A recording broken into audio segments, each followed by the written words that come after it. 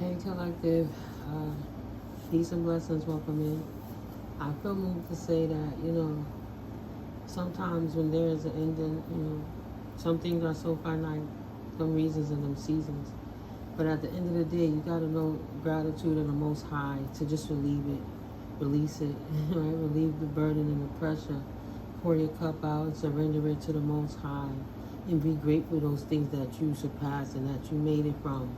That you were actually able to survive those things from whatever types of abuse, narcissistic or any type or self-sabotage. That you're able, those stages are over.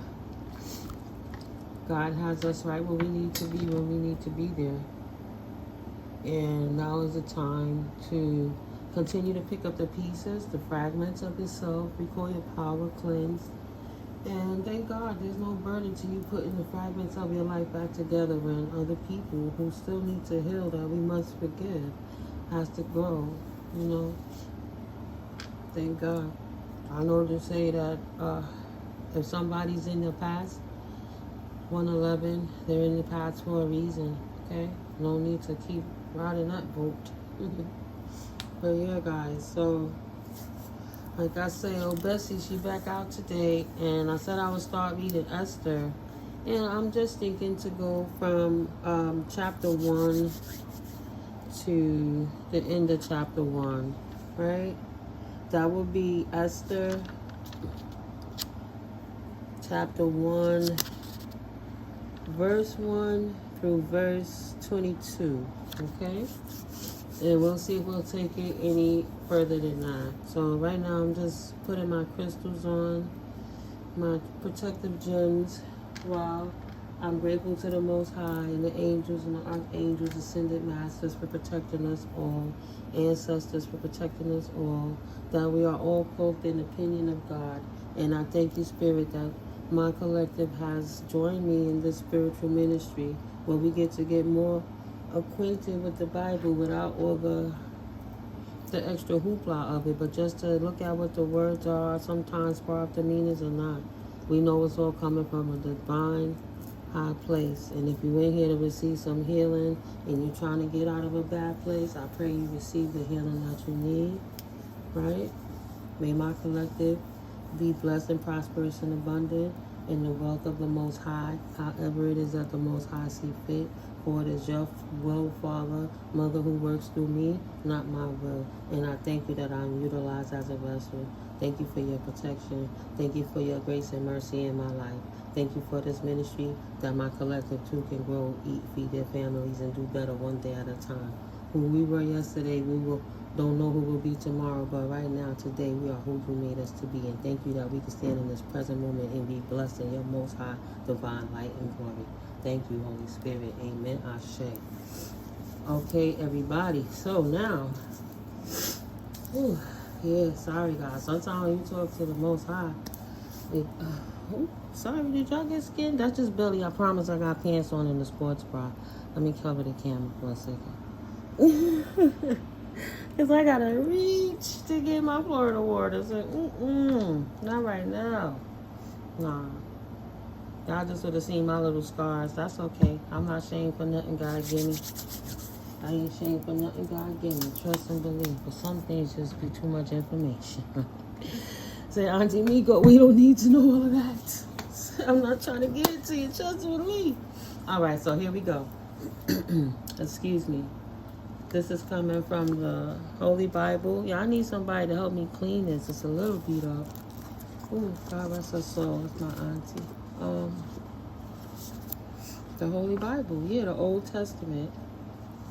And the book of Esther is absolutely in the Old Testament. And I gotta figure that part out. I'm gonna learn this together. Yeah, I got to get into this Nehemiah too. Okay. OCD going. Yep. I'm sitting down. I love you guys. And thank you for being patient with me. Okay. Name and author. The Book of Esther.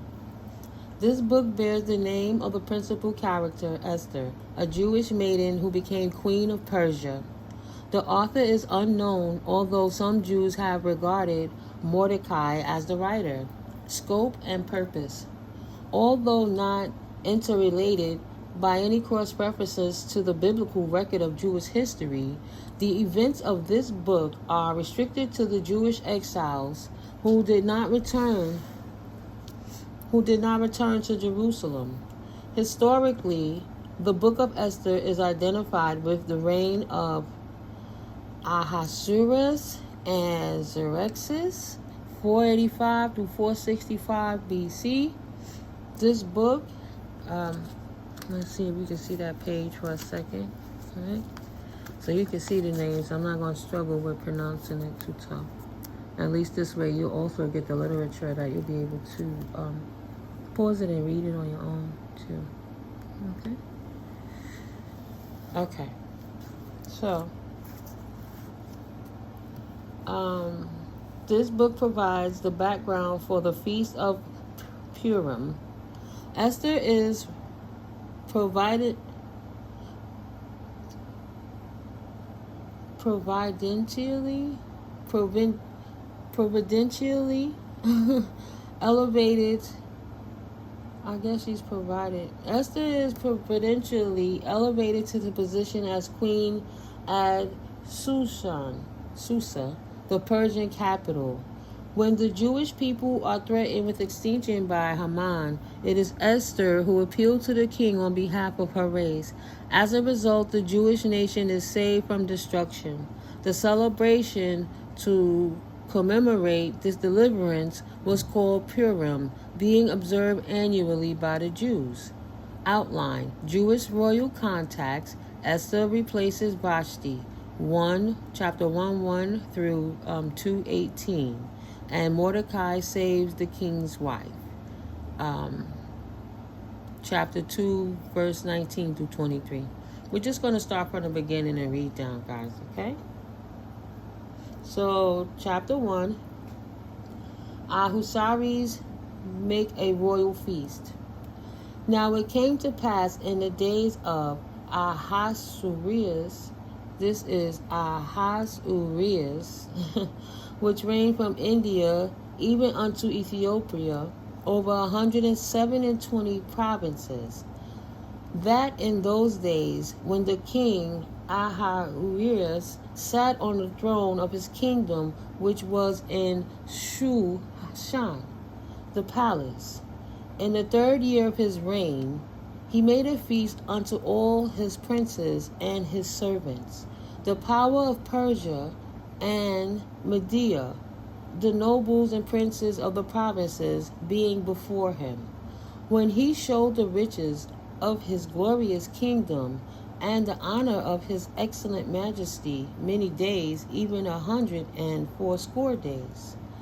And when these days were expired, the king made a feast unto all the people that were present in Shushan, the palace, both unto great and small, 7 days in the court of the garden of the king's palace, where were white, green, and blue hangings, fastened with cords of fine linen and purple to silver rings and pillars of marble. The beds were of gold and silver, upon a pavement of red and blue, and white and black marble. And they gave them drink in vessels of gold, the vessels being diverse one from another, and royal wine in abundance, according to the state of the king. And the drinking was according to the law, none be compelled, for so the king had appointed to all the officers of his house, that they should do according to every man's pleasure. Also, Vashti, the queen, made a feast for the women in the royal house, which belonged to the king Ahasuerus. Vashti refuses to obey the king. Verse 10.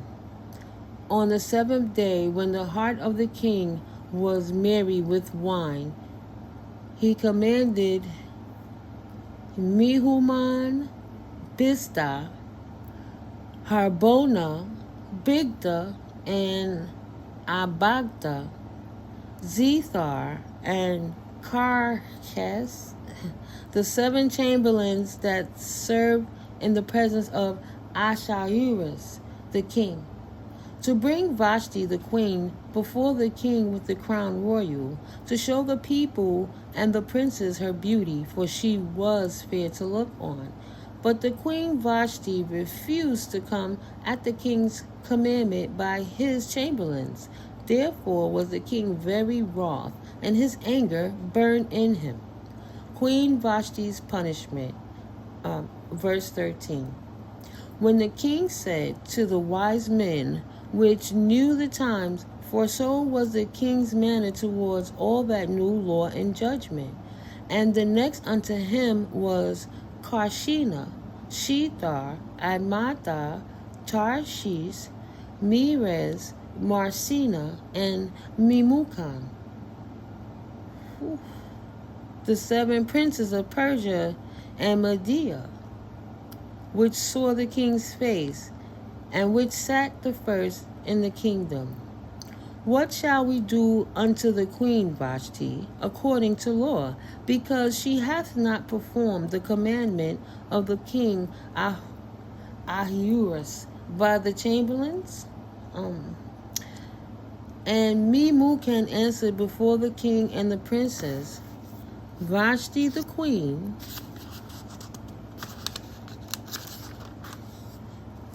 hath not done wrong to the king only, but also to all the princes and to all the people that are in the provinces of the king,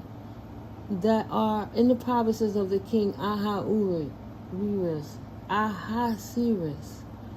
For this deed of the queen shall come abroad unto all women, so that they shall despise her husband in their eyes, when it shall be reported.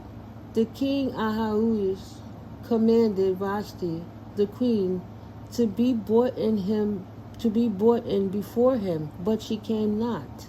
Likewise shall the ladies of Persia and Media say this day unto all the king's princes, which have heard of the deed of the queen. Thus shall there arise too much contempt and wrath.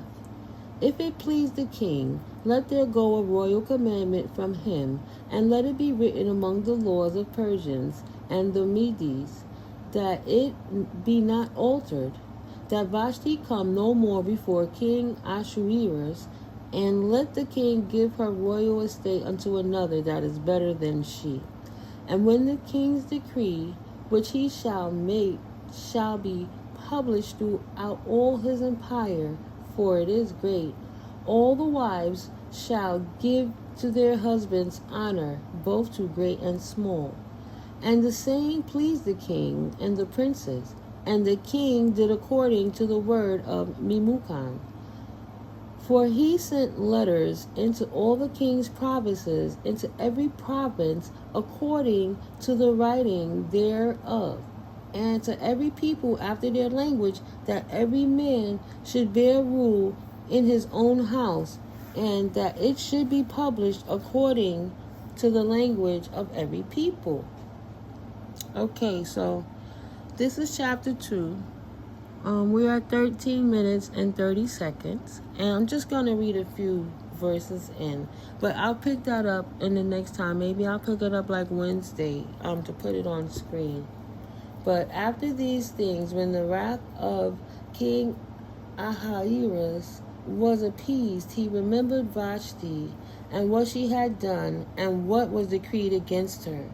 Then said the king's servant that ministered unto him, Let there be fair young virgins sought for the king, and let the king appoint officers in all the provinces of his kingdom, that they may gather together all the fair young virgins unto Shushan the palace, to the house of the women, unto the custody of Hegai, the king's chamberlain, keeper of the women, and let their things for purification be given them.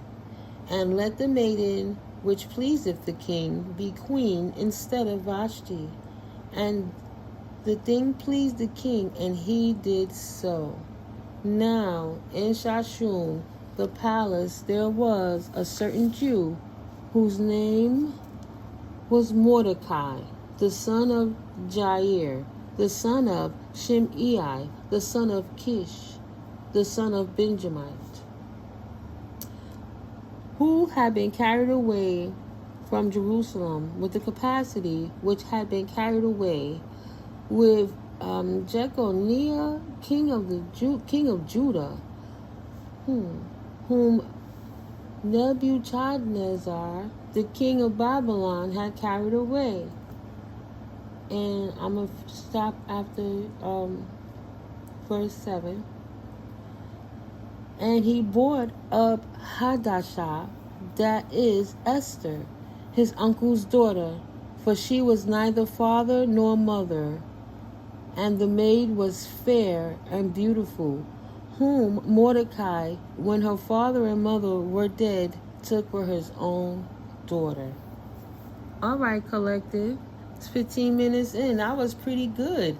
I'm sorry that if you got to chop up the following me, but I'll get used to the names over time.